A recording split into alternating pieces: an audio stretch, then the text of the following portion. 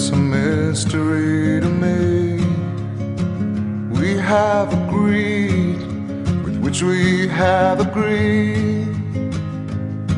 And you think you have to want more than you need. Until you have it all, you won't be free. Women look at the world in a different way. Oh, Now, the early women of wealth in New Zealand, and I think probably internationally, they often sort of referred to themselves as the mothers of the world. You know? mothers. So women have children, Yes. and so therefore they are more concerned that their children live and that they don't die and that they don't get Definitely. killed in war. So for a lot of women, that was one of the reasons why it should be a women's group. And I think a lot of women too felt that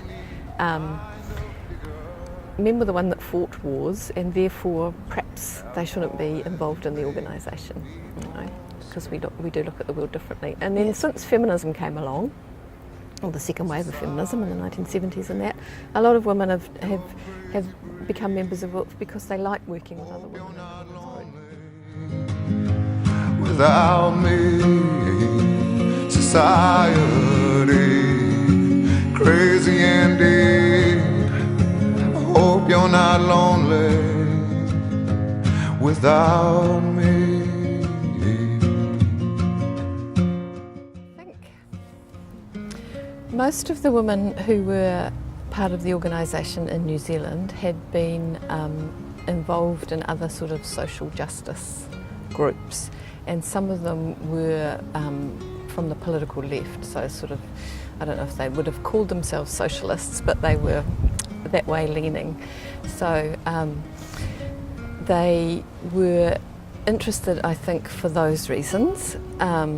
They were interested, some of them, I think they'd been part of the women's suffrage movement in New Zealand, so some of them were sort of older when WILF, which is what we call it.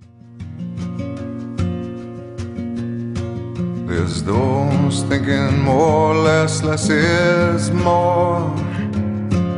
But if less is more, how you keeping score? It means for every point you make, your level drops. Kinda like you're starting from the top. And you can't do that, society.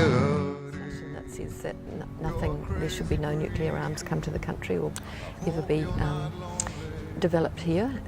So that's sort of world leading.